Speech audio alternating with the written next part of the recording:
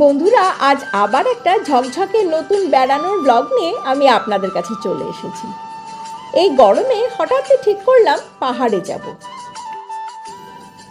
আমাদের এবারের দলের প্রত্যেকেই সবুজ, সতেজ এবং প্রাণপ্রাচুর্যে ভরপুর। সবাই মিলে ঠিক করলাম নর্থ বেঙ্গল যাব। সেই মতো শিয়ালদা স্টেশন থেকে দার্জিলিং মেলে চেপে নিউ জলপাইগুড়ি স্টেশনে গিয়ে নেমে পড়লাম। সেখান থেকে গাড়িতে করে সুন্দরী তিস্তাকে সঙ্গে নিয়ে আমরা চলে এলাম কালিম্পংয়ে। ছোট্ট সুন্দর শহর এই কালিম্পং। আপনারা প্রায় সবাই এখানে একাধিকবার এসেছেন, তাই খুব ডিটেলে না গিয়ে কয়েকটা খুব সুন্দর স্পট জাস্ট একটু ছুঁয়ে গেলাম, শুধুমাত্র আপনাদের স্মৃতিকে একটু উস্কে দেবার জন্য। আমরা যে রিসর্টে ছিলাম, ভোরবেলায় ঘুম ভেঙে সেখান থেকে এক অপরূপ কাঞ্চনজঙ্ঘাকে দেখেছিলাম। তারপরে ফ্রেশ হয়ে আমরা প্রথমে গিয়েছিলাম পাইন ভিউ নার্সারিতে।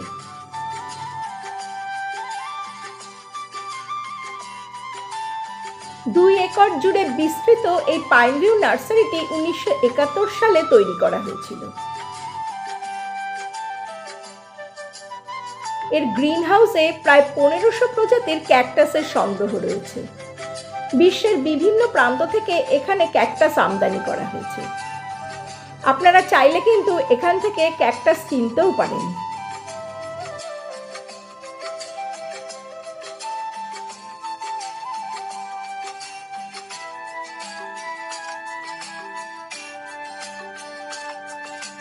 এত বড় বড় ক্যাকটাস জীবনে প্রথমবার দেখলাম।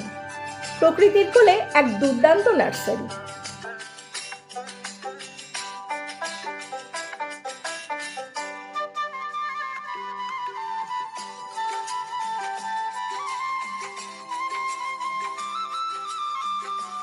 এই নার্সারিতে বেশ কিছুটা সময় কাটিয়ে আমরা বেরিয়ে গেলাম দূরপিনদারা ভিউ পয়েন্ট দেখতে। আজ প্রকৃতি তার অসাধারণ সৌন্দর্য আমাদের দেখার জন্য একেবারে উজাড় করে ঢেলে দিয়েছেন। নীল আকাশের কোলে শুভ্র কাঞ্চনজঙ্ঘাকে প্রাণ ভরে দেখেছিলাম। দূরপিনদারা ভিউ পয়েন্ট থেকে আমরা চলে গিয়েছিলাম দূরবীন মনাস্ট্রিতে। স্থানীয় ভাষায় এই দূরপিনদারা শব্দের অর্থ দূরবীন পাহাড়। এটি দুটি পাহাড়ের মধ্যে একটি, যার উপরে এই কালিম্পং শহরটি রয়েছে। দূরবীন মনাস্ট্রির আরেকটি নাম জাংডং পালরি মনাস্ট্রি। এই মনাস্ট্রিটি দূরবীন পাহাড়ের চূড়ায় 1970 সালে প্রতিষ্ঠিত হয়েছিল। এর 6 বছর পরে দলাই লামা এটিকে পবিত্র করেছিলেন এবং তারপর এখানে সমস্ত রিলিজিয়াস সেরিমনি শুরু হয়েছিল। এর আকর্ষণীয় স্থাপত্য কিন্তু সহজেই পর্যটকদের মন কেড়ে নেয়, আর তার সাথে রয়েছে প্রকৃতির মনোমুগ্ধকর অসাধারণ দৃশ্য।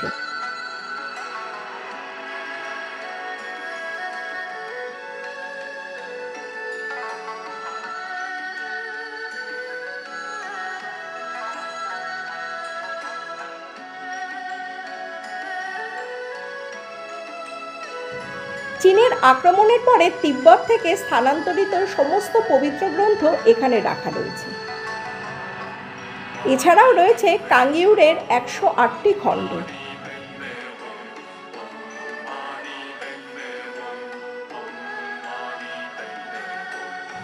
এখানে এলে কিন্তু বেশ একটা মেন্টাল পিস ফিল করা যায়।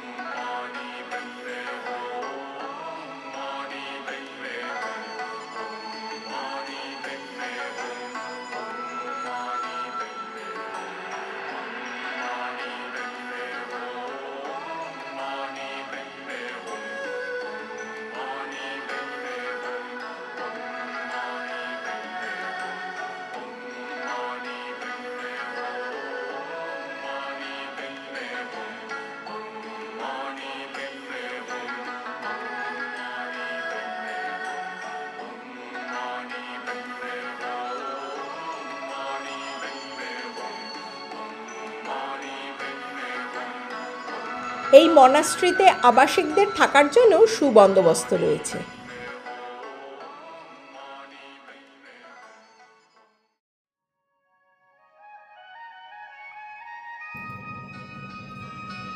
দূরবীন মনাস্ট্রি থেকে আমরা সোজা চলে গিয়েছিলাম আমাদের বহু প্রতীক্ষিত ডেলো পার্কে।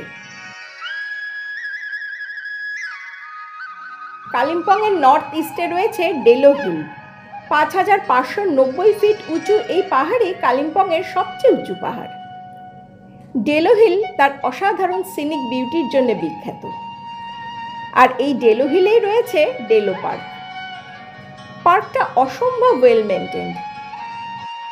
পার্কের এই শান্ত সুন্দর প্রকৃতির মাঝে আপনি অনায়াসে 2-3 ঘন্টা কাটিয়ে যেতে পারেন।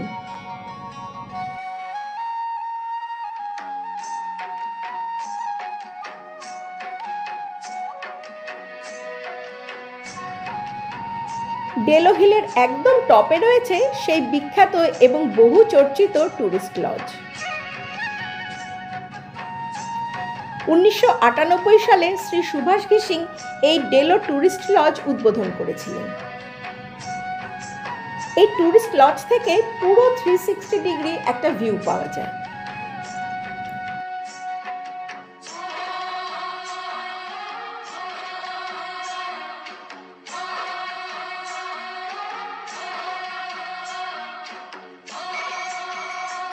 পার্কের চারদিকে প্রচুর ফুলের গাছ রয়েছে।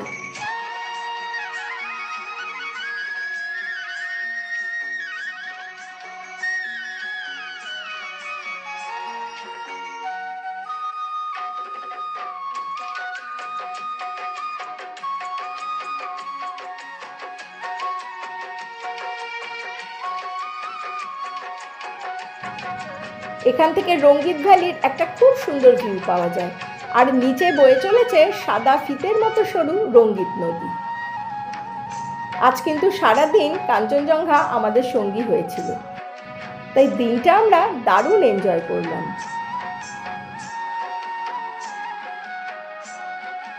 আর এখানে কিন্তু প্যারাগ্লাইডিংয়েরও বন্দোবস্ত রয়েছে। আপনারা যদি চান তাহলে এখানে কিন্তু প্যারাগ্লাইডিং করতে পারেন।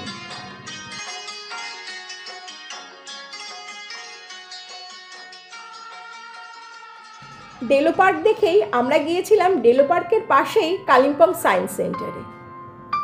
সায়েন্স সেন্টারটা আমরা বেশ কিছুক্ষণ ঘুরে দেখেছিলাম।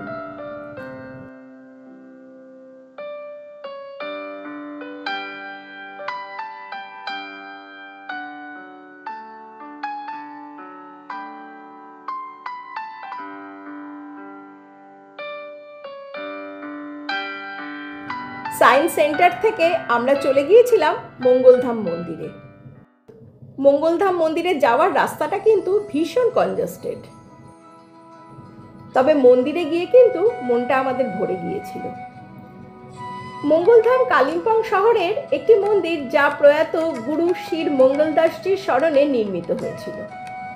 1993 সালে নির্মিত এই মন্দিরটি 2 একর জায়গা জুড়ে রয়েছে। মন্দিরটি ভগবান কৃষ্ণকে উৎসর্গীকৃত।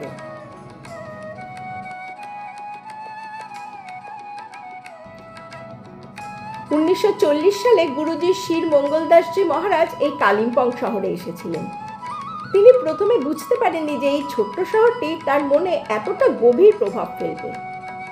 এর প্রভাব এতটাই গভীর ছিল যে তিনি তার লালিত স্বপ্নগুলোকে এখানে বাস্তবায়িত করার জন্য এই স্থানটি বেছে নিয়েছিলেন। স্কুল, অরফানেজ এবং মন্দির নির্মাণের মাধ্যমে মানুষের সেবা করা তার স্বপ্ন ছিল।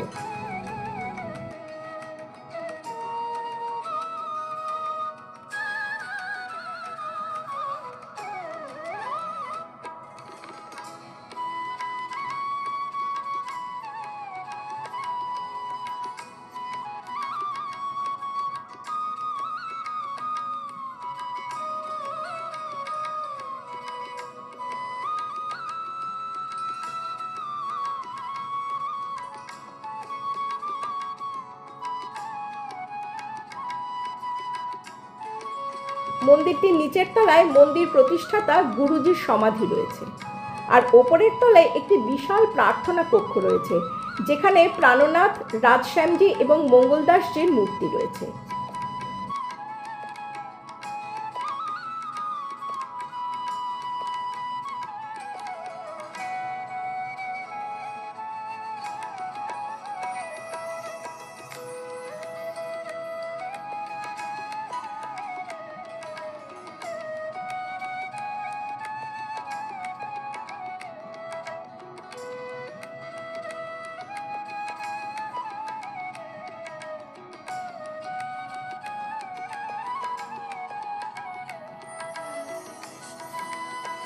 মন্দিরের দেওয়ালে মহাভারত এবং অন্যান্য দেবদেবীর বিভিন্ন দৃশ্য চিত্রিত করে প্রাণবন্ত ছবি এবং মূর্তি রয়েছে।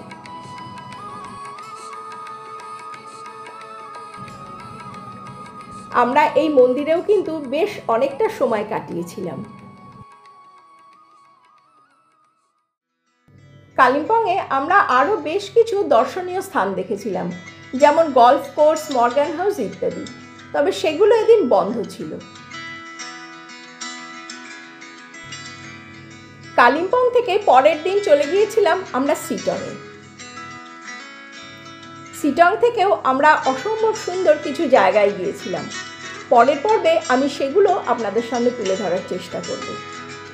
আপনারা ভিডিওটা পুরোটা দেখুন, কেমন লাগলো আমাকে অবশ্যই জানাবেন।